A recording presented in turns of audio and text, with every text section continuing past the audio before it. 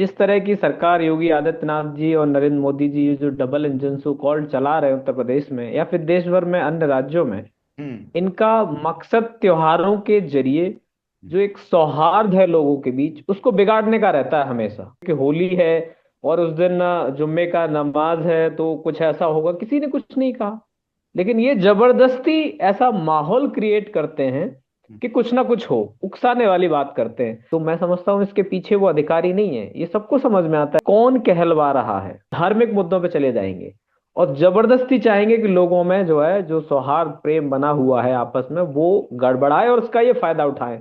ये मोदी जी के लिए लाइनें हैं कि क्या खूब हुनर पाया है उसने वादा खिलाफी का, चुनावी जुमले में बदल जाता है। इस तरीके से उन्होंने जो है वोटर लिस्ट को खा गए भाजपाई, और चुनाव आयोग सोता रहा। दिल्ली चुनाव में तो मैं समझता हूँ कि हमारे देश के संविधान की धज्जियां उड़ा दी गई, तार तार कर दिया गया, और चुनाव आयोग देश का कुंभकर्ण बन के, धृतराष्ट्र बन के आंखें जो बंद करके सोता रहा। नमस्कार, मैं रंजय कुमार और आप देख रहे हैं नेशनल दस्तक। और हमारे साथ आज बातचीत करने के लिए मौजूद हैं आम आदमी पार्टी के प्रवक्ता प्रशांत यादव, जो कि बहुत ही महत्वपूर्ण मुद्दों पर राय रखते हैं अपनी। और अभी जो देश के हालात हैं और जो यूपी से एक बहुत बड़ी खबर आ रही है, किस प्रकार से पहले तो नेतागण बयान देते थे प्रशांत जी, अब प्रशासनिक अधिकारी भी इस तरह के बयान जो दे रहे हैं। तो क्या कहना चाहेंगे कि होली के दिन जुम्मा है और जुम्मे के दिन इस प्रकार से अगर किसी को दिक्कत है तो वो ना निकले? क्या कहना चाहेंगे आप? देखिए रंजय जी, मैंने भी वो बयान सुना और वो वीडियो काफी सर्कुलेट हुआ। मैं समझता हूँ कि जिस तरह की सरकार योगी आदित्यनाथ जी और नरेंद्र मोदी जी ये जो डबल इंजन सो कॉल्ड चला रहे हैं उत्तर प्रदेश में या फिर देश भर में अन्य राज्यों में, हम्म। इनका मकसद त्योहारों के जरिए जो एक सौहार्द है लोगों के बीच उसको बिगाड़ने का रहता है हमेशा। किसी भी मौलाना ने या किसी भी मुस्लिम पक्ष या दूसरे धर्म के लोगों ने ऐसा कहीं कुछ कहा नहीं इसको लेकर के कि होली है और उस दिन जुम्मे का नमाज है तो कुछ ऐसा होगा, किसी ने कुछ नहीं कहा, लेकिन ये जबरदस्ती ऐसा माहौल क्रिएट करते हैं कि कुछ ना कुछ हो, उकसाने वाली बात करते हैं। रही बात नेताओं की, योगी आदित्यनाथ जी जो है मुख्यमंत्री हैं, एक संवैधानिक पद पर हैं। तो उनको ये पता ही नहीं है कि भाई आप भाजपा के नेता होने, नेता तो बाद में होंगे, आप पहले जो है सूबे के मुख्यमंत्री हैं। और एक मुख्यमंत्री का पद है और एक तरफ जो है प्रशासनिक जो शासन में जो सीईओ है, वहां के सर्कल ऑफिसर है। ये सारे पद जो है देश के संविधान के लिए उत्तरदायी हैं। जो संविधान बनाया है बाबा साहब डॉक्टर भीमराव अम्बेडकर साहब ने, जिसके हिसाब से देश का जो है पूरा प्रकरण चलता है, देश चलता है, कौन कैसे क्या तमाम चीजें हम लोगों की जिंदगी चलती हैं, आपकी नौकरी चलती है। तो आपने जब उस पद की शपथ ली होगी तो आपने संविधान को साक्षी रखकर कहा होगा कि संविधान के हिसाब से मैं चलूंगा और किसी भी व्यक्ति के प्रति जो है मेरा भेदभाव नहीं होगा। लेकिन आप यहाँ ओपनली एक नेताओं वाली भाषा एक अधिकारी देता है। तो मैं समझता हूँ इसके पीछे वो अधिकारी नहीं है, ये सबको समझ में आता है रंजय जी कि ये कौन कहलवा रहा है और क्यों कहलवा रहा है, ये बहुत हाँ ज्यादा जी, इंपॉर्टेंट योगी है। जी खुलकर समर्थन दे रहे हैं कि अर्जुन अवार्डी हैं, पहलवान हैं, ओलंपियन रहे हैं, और खुलकर समर्थन दे रहे हैं कि हमारे एक अधिकारी ने ऐसा कहा है तो बात सही ही कही है। नहीं, अधिकारी तो सिर्फ बातें ही तो करते हैं। आप देखिए उत्तर प्रदेश में आए दिन जो है अत्याचार हो रहा है, माताएं, बहनें, बुजुर्ग, युवा, किसान, सब पर कहीं ना कहीं कुछ ना कुछ जो है, कहीं आए दिन रेप हो रहे हैं, कहीं भी जो है महिलाओं के, हमारी बहनों के साथ छेड़खानी हो जाती है। स्कूल जाने वाली बच्चियां स्कूल नहीं जाती हैं, वहां आवारागर्द उनको परेशान करते हैं। तो पुलिस का काम क्या है? उनको जाके पकड़ना, उनको सजा देना, और ऐसी सजा देना कि दोबारा हिम्मत न कर पाए इस तरीके का गुंडा। लेकिन नहीं, पुलिस से भी, पुलिस के अधिकारियों से भी ये भाषण दिलवाएंगे। और भाषण क्यों? क्योंकि ताकि कोई कुछ कहे, और कोई नहीं कहेगा ना।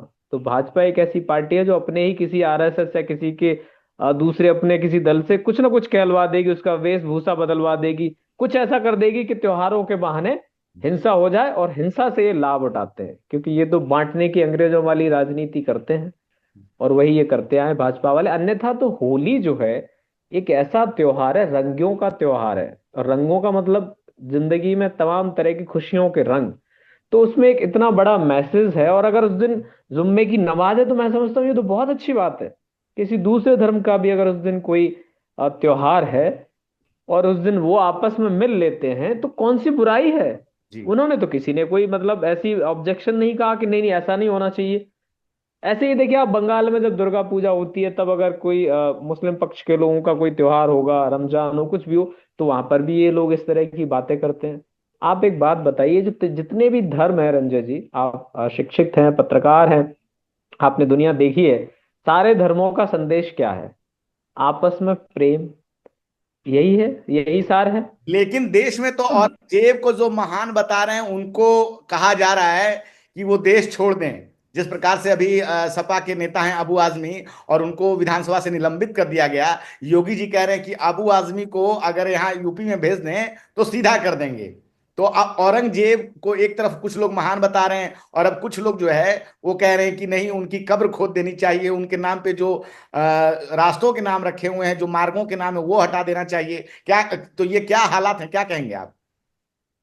देखिए, इस सब के पीछे एक नाकामी है। ऐसी बातें कौन सी सरकार करती है जो पुरानी जो है चीजों पर जाती है? 1000 साल पहले, 500 साल पहले एक सरकार की जिम्मेदारी क्या है? लोगों ने वोट दिया है, अपना मत दिया, आपको चुना है, तो अपनी समस्याओं के समाधान के लिए सरकार को क्या चाहिए? दिन रात जो है जनता की सेवा करे। जनता ने चुना है, जनता दिन रात टैक्स दे रही है, तो जनता के लिए नियम कानून बनाइए। उसमें अहम शिक्षाएं क्या आ जा अहम जो चीजें आ जाती हैं, जिम्मेदारी आ जाती हैं, वो है कि भाई आप शिक्षा का स्तर सुधारिए, आप जो स्वास्थ्य का स्तर सुधारिए। अभी 2-4 दिन ज्यादा ज्यादा हुए हैं, मेरे ख्याल से एक हफ्ता नहीं हुआ, माननीय सुप्रीम कोर्ट ने सारी राज्य सरकारों को, केंद्र सरकार से जो लताड़ा स्वास्थ्य का जिस तरीके से धांधली बना दी है स्वास्थ्य अस्पतालों में, चिकित्सा अस्पतालों में, खासकर सरकारी में, कि डॉक्टर्स मनमाने ढंग से दवाइयां लिखते हैं, अस्पतालों में जो है टेस्ट नहीं हो रहे हैं, लूट हो रही है। आपने देखा, आपको रंजय जी याद होगा, सीएजी की एक रिपोर्ट आई थी जिसमें किस तरीके से आयुष्मान योजना कितना बड़ा घोटाला साबित हुआ, कि एक ही फोन नंबर पे 7-8 लाख लोगों के जो आयुष्मान अकाउंट जो रजिस्टर्ड हैं, 3 बैंक अकाउंटों पे जो करीब करीब 9 लाख आयुष्मान लोगों के खाते जो है रजिस्टर्ड हैं। आप देखिए इतने बड़े घोटाले हो रहे हैं, मरे हुए लोगों के नाम पे पैसे निकाले जा रहे हैं मध्य प्रदेश में। तो जब सरकार जो है बैठी हुई वो योजना बना के छोड़ देती है, न तो उसको ये पता है कि इसको प्रॉपरली एग्जीक्यूट कैसे किया जाएगा, इसमें कौन से वो लोग होने चाहिए जिनको लाभ मिलना चाहिए। अब होगा क्या कि केंद्र में सरकार है मोदी जी, हम्म। इधर यूपी में डबल इंजन है, और डबल तो क्या, इनका एमसीडी में भी है हर जगह, मोस्टली सारी जगह। तो ट्रिपल इंजन आदित्यनाथ योगी जी चला रहे हैं, तो जिम्मेदारी बहुत बड़ी जिम्मेदारी है, लेकिन जिम्मेदारी निभाने की बजाय धार्मिक मुद्दों पे चले जाएंगे और जबरदस्ती चाहेंगे कि लोगों में जो है जो सौहार्द प्रेम बना हुआ है आपस में वो गड़बड़ाए और उसका ये फायदा उठाएं। अराजक तत्वों को यही घुसाते हैं और उनसे ही ये तमाम हिंसा कराते हैं, बयान और तो फिर वो खैर जो आम भी, लोगों तक। हाँ, बयान जो भी हो, और लेकिन दूसरी चीज एक और रंजय जी, इंपॉर्टेंट क्यों ये मुद्दों से भटकाने वाली राजनीति हो रही है? आपने देखा कि किस तरीके से डोनाल्ड ट्रंप ने अमेरिकी राष्ट्रपति पद की जो है शपथ लेने के बाद एक तो विश्व गुरु को, सो कॉल्ड को इनवाइट नहीं किया, धज्जियां उड़ा दी इनकी, हम्म, जो कहते थे हम विश्व गुरु हैं। पहली बात तो ये, उसको अगले व्यक्ति को यही लिए फिर रहे थे गोद में कि मित्र हैं, मित्र हैं। दूसरी चीज, जिस तरीके से भारत देश की नाक कटाई इन्होंने ट्रंप के द्वारा, आर्मी का जो है जहाज हमारे देश में उतर जाता है, आर्मी का प्लेन उतर जाता है अमेरिका का, और हमारे देश के लोगों को बेड़ियों में हाथ जकड़ करके, सरकार बांध के करके, लोगों का तो पैरों में कहना है बेड़ियां कि डाल अगर के। कोई कानून तोड़ के कहीं और जाएगा तो ऐसे में कार्रवाई तो होगी। कोई अवैध नहीं, प्रवासी तो कार्रवाई होगी। देखिए कार्रवाई होनी चाहिए, लेकिन क्या आप जो है उनका एक पड़ोस का देश है कोलंबिया, छोटा सा देश है, वहां के राष्ट्रपति ने क्या कहा? उन्होंने आर्मी का प्लेन नहीं उतरने दिया अमेरिका का, उन्होंने उनके अथॉरिटी को अपने देश में जो है हावी नहीं होने दिया, वो खुद उन्होंने अपना प्लेन भेजा और फिर वहां से अपने लोगों को सम्मान पूर्वक बुलाया। अगर आपके देश के लोग वहां गए हैं गैर कानूनी तरीके से, कहीं और से गए हैं, तो इसकी आप निश्चित तौर से जो है, मैं ये नहीं कह रहा कि मतलब उनको जो है आप एकदम से कहना चाहिए कि आप कहते हैं कि नहीं वो अपराधी नहीं है, लेकिन अपराधी क्या राम रहीम से भी बड़े अपराधी हैं क्या वो लोग? आप देखिए राम रहीम को बार बार जो है जब चुनाव होता है हरियाणा में या दिल्ली में, तो भाजपा वाले बाहर करा के चुनाव लड़ाते हैं। बलात्कारी वाले प्रज्वल प्रसन्ना तक को जो है बाइज्जत, ये जो है कितनी इज्जत देते हैं, सब जगह चुनाव लड़ाते हैं, एमपी बनाते हैं। तो मैं समझता हूँ कि आप एक बात बताइए कि जो ये लोग जो इलीगल तरीके से दूसरे देश से घुसे, तो वहां के कानून ने उनको अपराधी माना, लेकिन उसका इस तरीके से, यानी ये तो मानव अधिकारों के खिलाफ, आप समझिए कि पैरों में बेड़ियां, इस इस जो है अभी इस युग में ऐसा बर्ताव हो रहा है, और आप में हिम्मत नहीं है कि आप उसके खिलाफ कुछ बोल पाए। अरे पड़ोसी देश नेपाल के ही गट्स देख लीजिए। नेपाल ने भी वही किया। नेपाल ने भी अपने देश की जो है गरिमा का ख्याल रखा, और उन्होंने भी अपना प्लेन भेजकर सम्मान पूर्वक उनको बुलाया। आप चुनाव की बात कर रहे हैं तो भाजपा के लोग कह रहे हैं कि आम आदमी पार्टी दिल्ली में चुनाव तो हार चुकी है, अब काम नहीं करने देना चाहती, सिर्फ जो है नारेबाजी कर रही है और काम नहीं करने दे रही। अब तो महिला समृद्धि सम्मान योजना भी जो लागू है उसके लिए गाइडलाइन पूरी तरह से जारी कर दी गई है। आप लोग कह रहे थे कि पैसे ही नहीं देंगे। देखिए क्या खूब, इस पे मैं दो लाइनें कल ही मैंने बनाई थी हम्म। रंजय जी। तो जी मैं बताइए। हालांकि कोई शायर नहीं हूं, लेकिन मोदी जी जैसे लोग अक्सर जो है किसी को भी शायर बना देते हैं कि क्या खूब हुनर पाया है उसने वादा खिलाफी का। ये मोदी जी के लिए लाइनें हैं कि क्या खूब हुनर पाया है उसने वादा खिलाफी का, उसका हर किया हुआ वादा, उसका किया हुआ हर वादा जनता से चुनावी जुमले में बदल जाता है।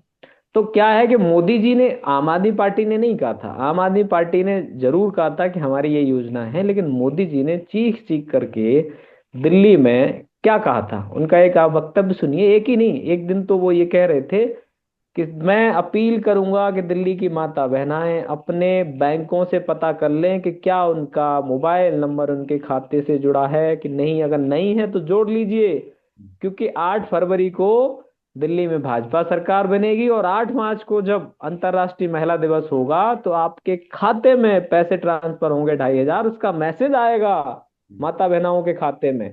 तो इसमें दो तीन चीजें, एक तो ये कहा था कि सभी माताएं बहनाएं, और एक डेट दी थी कि 8 मार्च, और हमको तो पता था कि इनके जितने वादे हैं वो सब झूठे साबित हुए और बार बार हुए हैं। आप चाहे वो 15 लाख की बात कर लो, आप चाहे 100 स्मार्ट सिटी की बात कर लो, आप चाहे 2 करोड़ रोजगार प्रतिवर्ष की बात कर लो, चाहे आप किसानों के लिए एमएसपी की बात कर लो, चाहे युवाओं लेकिन के जो लिए और कैग तमाम की चीजों की रिपोर्ट है बात कर लो। उसमें तो अब सीधे सीधे आरोप लगाया जा रहा है कि किस प्रकार से आपकी सरकार ने जो है 14 कैग रिपोर्टें रोक कर रखी हुई थी। अभी तो एक ही कैग रिपोर्ट आई है और धीरे धीरे अब 13 रिपोर्टें और आएंगी। ऐसे में जो कट्टर ईमानदार की छवि जो अरविंद केजरीवाल जी की है उस पे डेंट किया जाएगा। कैसे बचा पाएंगे आप अरविंद केजरीवाल के उस चेहरे को? नहीं रंजन जी, देखिए सीएजी की रिपोर्ट, आप अगर जैसे सीएजी की आपने जिक्र किया, मैं आपका धन्यवाद देना चाहता हूं कि आपने इस अहम मुद्दे को छेड़ा। सीएजी की एक रिपोर्ट आई थी जिसमें भारतमाला प्रोजेक्ट में कितनी धांधली हुई आपको पता ही होगा, जिसमें द्वारका एक्सप्रेस वे पे एक 18-20 किलोमीटर का पैच था। जी। उसमें पर किलोमीटर का खर्चा डॉक्यूमेंट्स में, जब इन्होंने ये वो सड़क पारित की होगी, तो 18 करोड़ प्रति किलोमीटर लगाया था, और बाद में वो 262, ऐसा कुछ 262 करोड़ के आसपास प्रति किलोमीटर खर्चा किया बिना किसी अप्रूवल्स के। तो पहला तो ये था। और दूसरा कि जो भारतमाला प्रोजेक्ट के तहत हजारों किलोमीटर सड़कों का निर्माण हुआ मोदी जी के कार्यकाल में, और चल रहा है जो, उसमें किस तरीके की धांधली जो है नजर आई कि उन कंपनीज को जो है टेंडर अवार्ड किया गया जिनके पास प्रॉपर जो एक्सपीरियंस नहीं था कोई एक्सप्रेसवे या कोई सर्टेन जो हाईवेज वगैरह वगैरह बनाने का। तो कैसे, ये कितना कमीशन खोरी का गेम चल रहा है, जहां प्रोजेक्ट की कॉस्ट बढ़े जा रही है ओवर द इयर्स। और क्यों बढ़ रही है? क्योंकि बीच में इसमें बिचौलिए इन्होंने अपने मनमाने शामिल कर लिए हैं। आप देखिए एक जो घटना गुजरात में हुई थी, मोरबी का पुल गिरा था, तो जांच में क्या निकल के आया था कि एक घड़ी बनाने वाली कंपनी को इन्होंने टेंडर दे रखा था, तो उसने उसने वो टेंडर दूसरे को दे दिया, फिर उससे बनवाया, तो वो पैसा तो बीच में खा लिया ना। तो इतना बड़ा जो घोटाला आया, आयुष्मान का भी उसी से घोटाला निकल के आया, लेकिन इस पर जांच नहीं हुई, उनके अधिकारियों का ट्रांसफर कर दिया गया रातों रात। भाजपा भी और कह ये रही है बात कि अभी करते हैं कि दिल्ली में और भी घोटाले खुलेंगे, अभी तो सिर्फ नहीं, और शराब घोटाला अब खुला मैं है। ये कह रहा हूं, अब ये कह रहे हैं कि दिल्ली में शराब घोटाला, मैं कह रहा हूँ सीएजी की रिपोर्ट ने तो इनकी पोल खोल दी। आप बताइए कि दिल्ली में जो नई शराब नीति थी वो लागू ही नहीं इन्होंने प्रॉपर तरीके से होने दी। तो जब होने नहीं दी, तो जो लॉस हुआ है, जो लॉस हुआ है वो इसलिए हुआ है कि आपने पूरी तरीके से उसको लागू ही नहीं होने दिया। तो लॉस होना और घोटाला होना दोनों बहुत डिफरेंट चीजें हैं। ये बात अलग है कि भाजपा के मुख्य प्रधानमंत्री जी चौथी फेल हैं, जिनकी डिग्री का कोई अता पता नहीं है, तो उनके वो जो बाकी के लोग हैं वो उसी लहजे में, उसी भाषा में जो है बात करते हैं जैसे कि वो अनपढ़ हैं। हम्म, लॉस होना, क्योंकि लॉस क्यों हुआ कि भाजपा के एलजी साहब ने उसको पूरी तरीके से एग्जीक्यूट नहीं होने दिया, तो जाहिर सी बात है कि लॉस होगा। तो लॉस हुआ तो वो दिख रहा है, उसमें घोटाला कहाँ दिख रहा है? घोटाला तो ये भाजपाइयों ने बनाया। और सीएजी की बात करते हैं तो सीएजी की जो रिपोर्ट आ चुकी है कब की, तो कराइए ना जांच उसकी। उस पर क्यों नहीं आप जो है भारतमाला प्रोजेक्ट और आयुष्मान में जिन्होंने घोटाले किए, क्यों नहीं कार्रवाई करते हैं? आप चलिए अब करिए। तो आखिरी सवाल की ओर हम बढ़ते हैं कि दिल्ली तो फतह कर चुकी है भाजपा। अब उनका कहना है कि बिहार जो है हम उस किले को भेदेंगे और अपना मुख्यमंत्री वहां बनाएंगे। आप भी इंडिया गठबंधन में हैं और वहां आरजेडी कांग्रेस है, तो क्या वहां भी क्या वहां भी आपकी पार्टी चुनाव लड़ेगी या गठबंधन के तहत ही जाएंगे? और भाजपा तो कह रही है कि बिहार की जनता पूरी तरह से तैयार है भाजपा के मुख्यमंत्री को वहां बनाने के लिए। क्या लग रहा है, दिल्ली 27 साल बाद जीती है?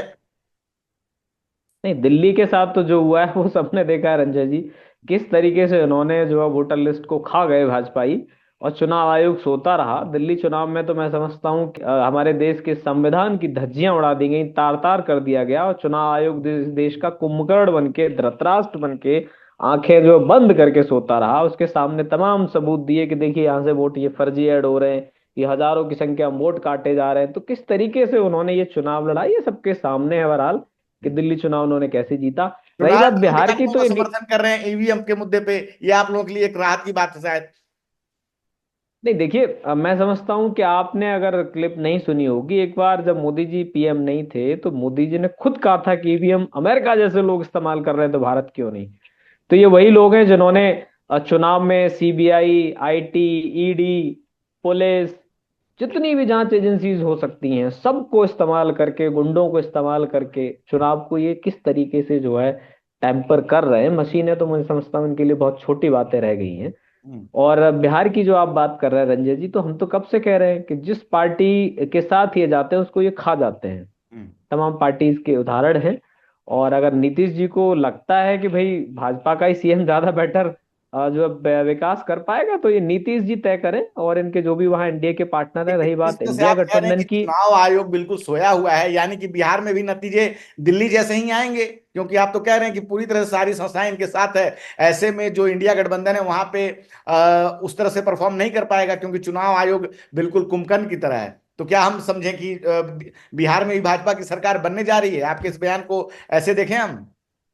नहीं देखिए, चुनाव में अभी लंबा, बिहार के चुनाव में अभी समय है। और मैं समझता हूँ कि विपक्ष में, इंडिया गठबंधन में जो भी पार्टनर्स हैं, जो भी पार्टी हैं, तो मुझे लगता है बिहार चुनाव से पहले सब बैठेंगे, एक कोई प्रॉपर रणनीति बनाएंगे। और इन्होंने जिस तरीके से वोटर लिस्ट के साथ जो खेल जारी किया है 2022 से, उस पर मैं समझता हूँ एक बढ़िया रणनीति बनाएंगे सारे लोग। और रही बात आम आदमी पार्टी के पार्टिसिपेट करने की, तो इस विषय पर जो है हमारी टॉप लीडरशिप, जिसमें खुद जो है हमारे राष्ट्रीय संयोजक अरविंद केजरीवाल जी, और बाकी की जो लीडरशिप है हमारी, चाहे वो संजय सिंह जी हुए हमारे राज्यसभा सांसद, चाहे वो मनीष सिसोदिया जी हुए, ये सब जो है मिलकर बैठ करके तय करेंगे कि कि जितना इंडिया बिहार को गठबंधन आप के साथ देखते हैं, इनकी। बिहार की राजनीति को आप जितना देखते हैं, क्या लगता है वहां पे चुनावी गणित, चुनावी समीकरण जो हैं बहुत अलग होते हैं। मंडल और कमंडल की राजनीति दोनों वहां एक साथ जो है, कभी मंडल हावी होते हैं, कभी कमंडल।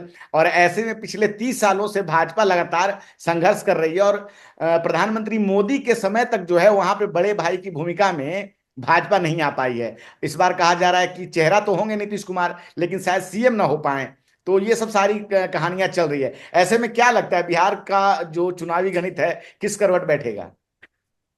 देखिए, मैं भी देख रहा हूँ बिहार को काफी समय से, तो बिहार के लोगों को बार बार ठगा गया है। और नीतीश जी इस डबल इंजन के साथ वहां पर किस तरीके का काम कर रहे हैं जनता के सामने। मैं अभी 2-3 दिन पहले एक घटना मैंने देखी, आपको भी शायद याद हो।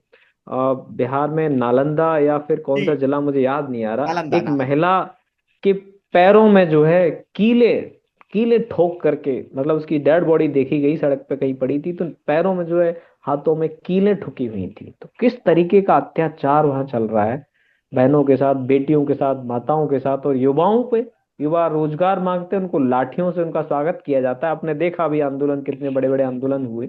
बीपीएससी। तो बिहार में निश्चित तौर से बिहार परेशान है और बिहार को जरूरत है एक साफ स्वच्छ छवि की।